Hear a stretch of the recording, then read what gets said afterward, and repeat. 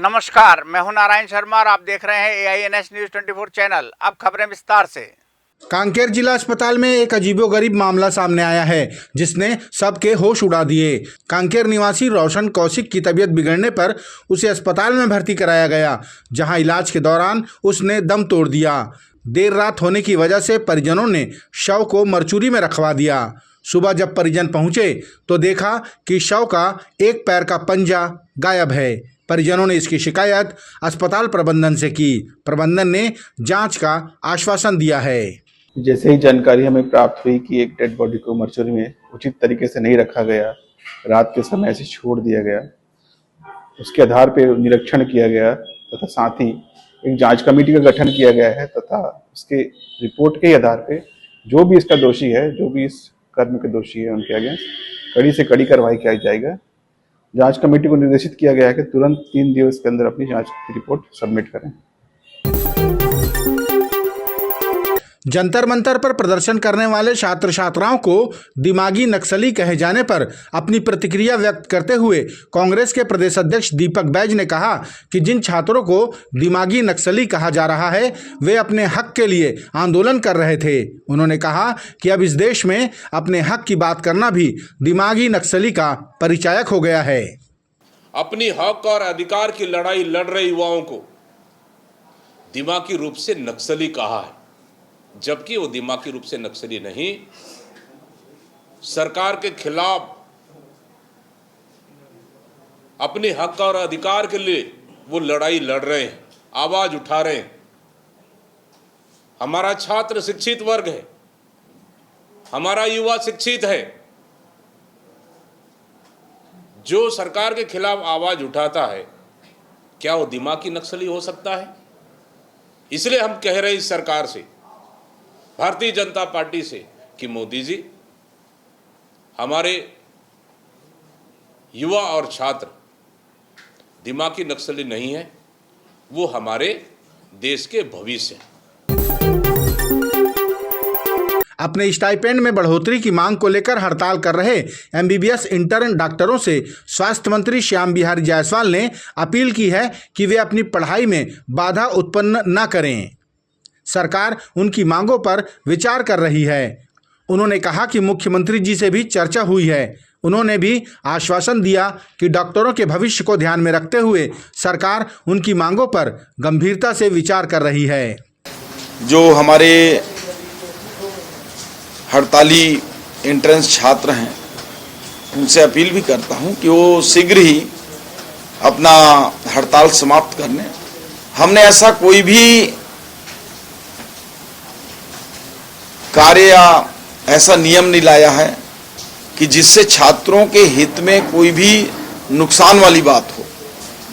वो बात अलग है कि ये स्टाइपेंड की इनकी जो मांग है वो हम स्वीकार करते हैं। माननीय मुख्यमंत्री जी ने भी इसके लिए बड़े ही उदारता से इनकी बातों को मैंने हेल्थ मिनिस्टर के रूप में माननीय मुख्यमंत्री जी तक पहुंचाया है। वो गंभीरता से विचार भी कर रहे हैं और निश्चित रूप से, चूंकि हम अगर इनकी छात्रवृत्ति को कम कर देते तो इनका हड़ताल का राइट बनता था, और छात्रों को मैंने शुरुआत से ही कहा है कि इनके लिए हम सकारात्मक सोच रहे हैं। निश्चित रूप से शीघ्र ही इनके लिए माननीय मुख्यमंत्री जी विचार करके ये जो चाहते हैं उस अनुरूप हम स्टाइपेंड पर विचार करके सकारात्मक रूप से रिजल्ट देंगे। लेकिन छात्रों से मेरा आग्रह भी है कि उनके पढ़ाइयों का समय नुकसान हो रहा है, वो शीघ्र ही अपने हड़ताल पर समाप्त करें। सरकार उनके साथ में है, सरकार उनकी चिंता कर रही है, और छात्र जो है देश के हमारे भविष्य हैं, भविष्य के हमारे डॉक्टर हैं, और इनकी चिंता करना सरकार की प्राथमिकता है। और माननीय मुख्यमंत्री जी शीघ्र ही इस पर सकारात्मक रूप से निर्णय लेंगे। और जो हमारे प्रदेश के विभिन्न कॉलेजों के छात्र हैं, आप लोगों के माध्यम से मैं पुनः उनको विश्वास दिलाता हूं कि उनके हितों के लिए सरकार प्रतिबद्ध है, सकारात्मक परिणाम आएंगे। हड़ताल अपनी समाप्त करें। क्या आप यकीन करेंगे, राजधानी रायपुर में खुल गया है शुद्धता से परिपूर्ण, कम कीमत में अनलिमिटेड भोजन के साथ शुद्ध शाकाहारी श्री नारायण थाली। जी हाँ, यहाँ आपको मिलता है मात्र 170 रुपए में ऐसा स्वादिष्ट भोजन जिसका स्वाद आप कभी नहीं भूल पाएंगे। श्री नारायण थाली में आपको मिलती है 3 सब्जियाँ, दाल, कढ़ी, रायता, सलाद, पापड़, चावल, ढोकला, 2 प्रकार की चटनी, मीसी रोटी और गर्मा गर्म तावा रोटी जितनी आप खा सकें, साथ में गुलाब जामुन भी। तो एक बार जरूर आइए और अपने परिवार के साथ शुद्ध भोजन का स्वाद चखिए। हमारे यहाँ जैन थाली भी उपलब्ध है। श्री नारायण थाली, शॉप नंबर 75, शुभ कदम के बाजू में, सिटी सेंटर मॉल के पास, पंडरी, रायपुर। Phone number 90094 74545।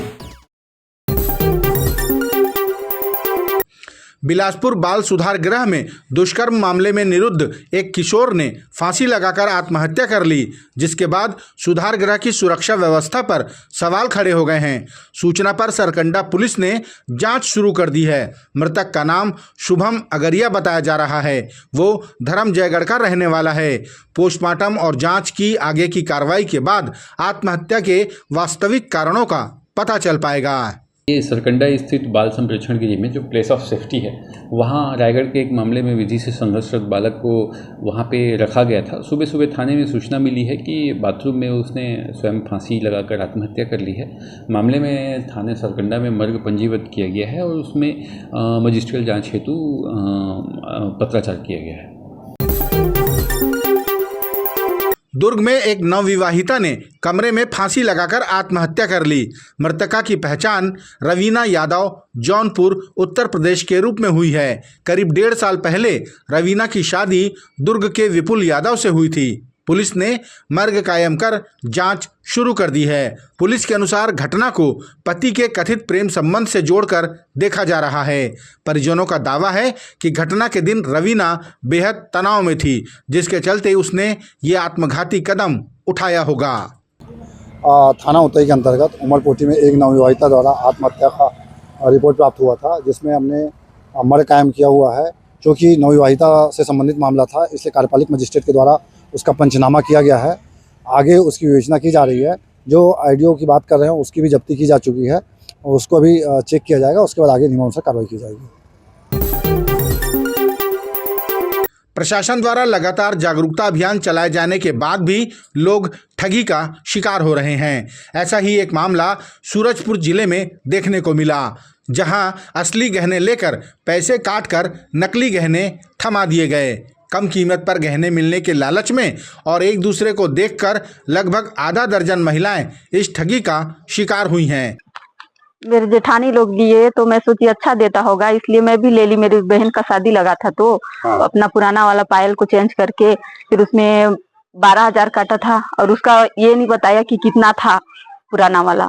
बस 12,000 कट किया और एक ठो लॉकेट दी थी सोना का और एक ठो छोटा वाला दी थी मेरे बेटा का और एक ठो रिंग दी थी, चेंज कर करके दी थी।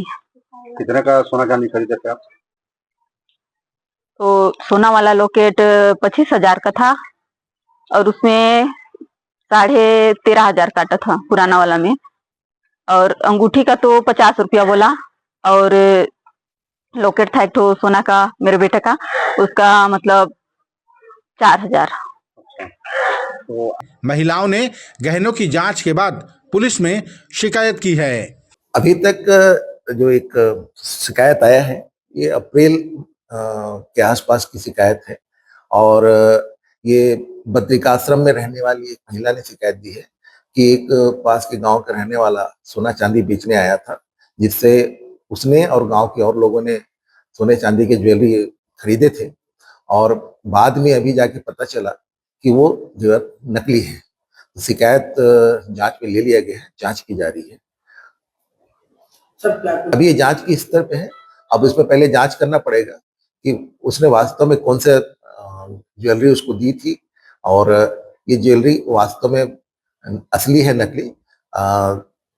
इसी सक्षम सुनार से उसको तस्दीक कराने के बाद ही कार्रवाई आगे बढ़ेगी। ये थे आज के प्रमुख समाचार। आप देख रहे थे हमारा लोकप्रिय यूट्यूब चैनल AINS न्यूज़ 24। अब हमें इजाज़त दीजिए। कल तक रोजाना की ताज़ा खबरों के लिए आप देखते रहिए हमारा लोकप्रिय यूट्यूब चैनल। हमारे YouTube चैनल को लाइक, सब्सक्राइब और बेल आइकन का बटन दबाना ना भूलें। नमस्कार।